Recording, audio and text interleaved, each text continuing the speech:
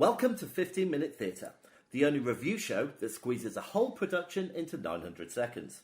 The date is Wednesday, the 6th of January 2019, and I have just been to see The American Clock. Open the house.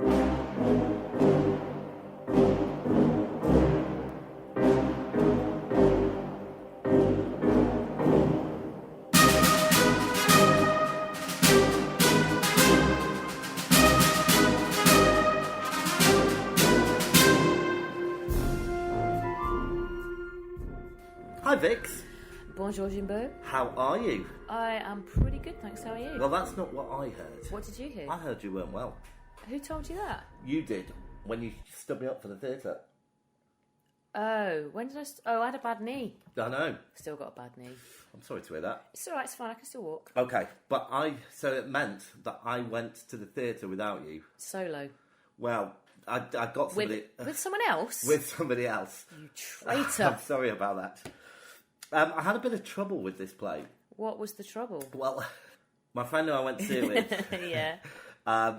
English is not his first language. Okay. And although his English is very good, Yeah. it's quite a heavy play, Arthur Miller. Yeah. And guess how long the first half was? How was it? An hour and 40 minutes. What the heck? Now, we're going to talk about lengths of plays, I Are think, we? over the next couple of Okay, podcasts. fine.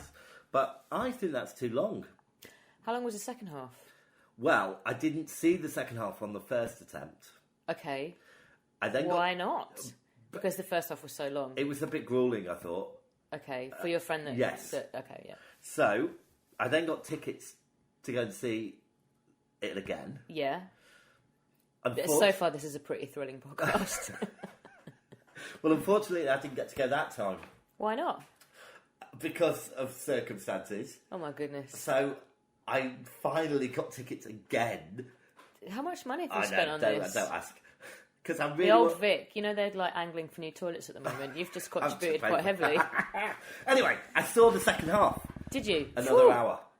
That's a lot, isn't it? Yeah, especially because the guy told me it was only 40 minutes. We've seen longer plays, though. Yes, but I think, yeah, fair enough. Anyway, shall I get on with it? Yeah, come on. Because it's Tell only me some 15 stuff. minutes. All right, so it was written by Arthur Miller. Famous man. Married to Marilyn Monroe for a little bit. A brief moment. Yeah. Directed by Rachel Chavin. The sound was Darren Lewest. I think. Okay, fine. Or it could be Darren L. West. Okay, I'll go with whatever you want. Choreography, Anne Yee. Yep. I'm going to speed through the whole ensemble cast. Okay, good. I hope there's some good names here for you. Tahim Modak, Christian Patterson, Saleh Rini, Gold Rishuval, Sorry, Abdul Salih, stop it, Josie Walker, Ewan Wardrop, Amber Arga, Paul Bentrell, Greg Bernstein, Claire Burt, Flora Dawson, Abreen Galea, Fred Haig, Giada James, John Marquez, and Francesca Mills. I think this is one of my favourite parts of the podcast. And it's at the Old Vic, and it's running till the 30th of March. Oh, bonjour. So, you can't give me a synopsis, so I will. Okay, Jimbo, can you give me a brief synopsis? Yes, it's all... Brief one. It's all about Arthur Miller's recollections of the Great Depression. Okay. And that kind of ran through the 30s, basically, in America. So is it depressing? It's quite depressing. Okay. Based in New York. Yeah. And the Great Depression, I think, finished about the same time as the Second World War, which kind of makes me think that Americans did quite well from war. They did well from the war? Yeah. They earned quite a lot of money out of the war, didn't they? Yeah. They had that war, and then they had the Korean War, and then they had the Vietnam War. I think they mentioned all these wars at the end, you see. Did they? Okay. Yeah. Anyway. It had three main characters. Yeah. Husband, wife, and son. And it kind of focused at the start around the stock exchange. Okay. But what was different is that they had three people playing the three parts. So they have three sons, three mothers, three fathers. We've seen this before. Wise Children did the same thing at the same theatre. Don't think it worked. Really? It was. I just didn't see the point of it. Okay. It was a beautiful ensemble. Yeah. But there was a few parts where they all spoke at the same time. Not for long. Okay. But they couldn't. Was it like different ages though? Were you really young? No. Okay. All the same ages. Colourblind and all that kind of stuff. But yeah. I just didn't see the point of it, really. Yeah. It made sense in Wise Children because they were different ages. Yeah, but no, not at all in this. But what it did do really well is kind of show all the people who are making loads of money from the stock exchange, and then somebody kind of foresaw the crash, and it all just went from bad to worse for people. Okay. Now, all the performances were okay. Yeah? Yeah. Better than okay. They were good. Shall I take your page of like what things you normally ask me, and I'll ask you? Oh, that's a good idea. Yeah, here we go. Okay, so good. What was the staging / style like? Okay, so the staging, it was on the. They had an audience at the back, so it was kind of in the round, more or less. Oh, really? I've not seen that in the old Vic before. Yeah, and there was somebody behind me, and the third time I managed to go and see it, who was going, "Oh, they must have changed the whole theatre just to make it more accessible." And I was thinking, no way. It's not a very accessible theatre, is it? No, but I had good seats, so that was all right. And it looked like a stock exchange, and they kind of wheeled in the old prop every now and then, table and stuff. So there you go. Okay, and what about the performances? You've sort of touched on them a little bit already. Yeah, all good to very good. Okay. 2 outstanding people. Yeah. One was they had a little performer. Yeah. I think that's the right phrase. I'm not sure. Yeah. Now, I've got a thing about this because she had 2 things to overcome. Yeah. She obviously, her height, when she's performing, when it's not about her being small, she has to get over that and do the performance. Yeah. Tell you what, she was outstanding. Yeah. Okay. There was a bit where she came in and talked about her. We just heard that her brother his stocks had crashed and he'd thrown himself out of the window, killed himself.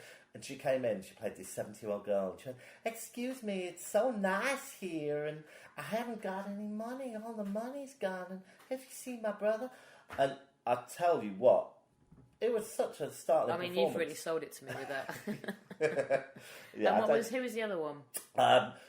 Every now and then, there was like a bag lady that came on, who had the most amazing voice. Was it like the Feed the Birds lady from American Poppins? Yes, except she was black and American. Did she sing? Yeah, oh my God, really good jazz. So it was a jazz band, and it was, I mean, her voice, Vicky, you would have been Oh, I love a good singer, yeah. So those were great, but then they kind of went too far with some bits. So there was a bit where they got a guy tap dancing just for the sake of it. Well, I mean, there's nothing wrong with a bit of tap dancing. Well, yeah, but when you've been watching it for like an hour and 35 minutes, and much. you're thinking, God, I've got cut all the unnecessary stuff out. Exactamundo. Okay, right. Let's move on to what did you like about it?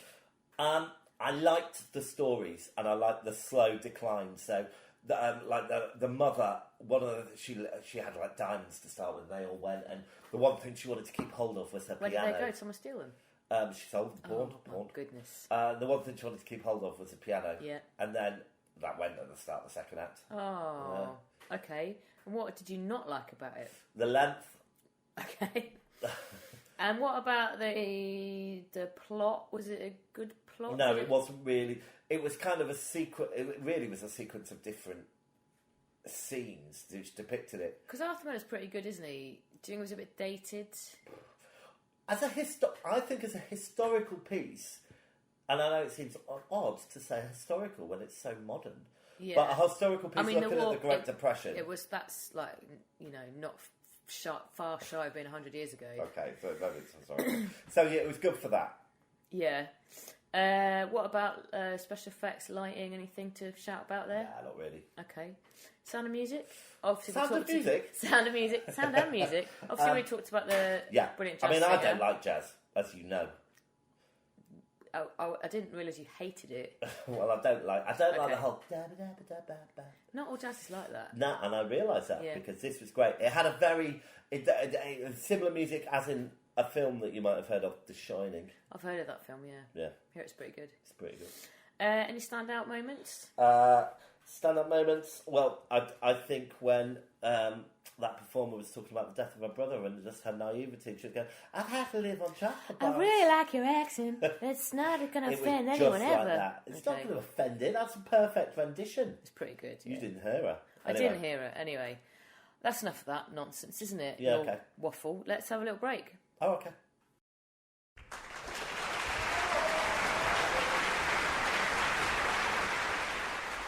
And we're back from the little break. I got really good seats for my third attempt. Yeah. And they were on the main circle Yeah. in the middle.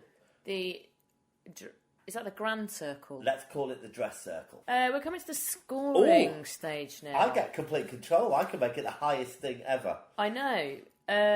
So we're going to go for performances. I'm going to give it a 7. Staging, technical. 7. Narrative, plot, music. 6. Originality. 6. Was it worth it? Well, if you divide, I'm gonna give a number. Yeah. And my number was 8, but Yeah. I'm going to divide that number by 3 because that's the weird amount math. of times I went to see it. Okay. So it gets 3. Do I have to do the scores now? I've not got a calculator. Yeah, I can do it. But I can do it. I will tell the audience, the listener, what we're going to see next. So we're going to see something called Follies at the National Theatre. And it's a comeback. There was an original run, and it's back for a second run. So we're very excited about that. So I don't normally do this. Yeah, let's see how you cope with it. And so normally, this is your maths version, but there's only one of us. What would you say that was? I would say it gets A 2.9. 2.9 star rating. Okay, so 2.9. Let's see where this pluses us I on like the... you doing the script thing. Well, you know... We should swap it around a bit. Well, I don't know about this. So 2.9 places at the bottom of our leaderboard. Oh, no. Underneath the wider No. earth. Wait. Do you know why that is? It's Because I'm more generous than you. No, because I scored that was it worth it thing so low. But I'm not going to change my score. Okay, fine. Because But there's only 10 things, so you know we could see things that are a lot worse. And do you know what? I'm kind of glad because I feel like the wider earth is like my adopted child. And it needs a bit more looking it's nominated for an Olivia Award. Oh, yeah. For Best Family something or other. after. Don't know how they came up with that. Well, the kids liked it, didn't they? Anyway, we're not talking about that now. No, we're not. So, we're all done. Oh, what's that noise? There's some sort of like jangly thing going on. The theatre bells happened. So I'm just going to turn to the other page to read James' script. I feel like I want to jazz it up a bit. So that's the theatre bell, which we just heard, which means sadly we no longer have any time left for this. Thanks everyone for your time, your patience, your love, your support, and for listening. An award speech, Jesus. I've been Vicky. Oh, I've been James.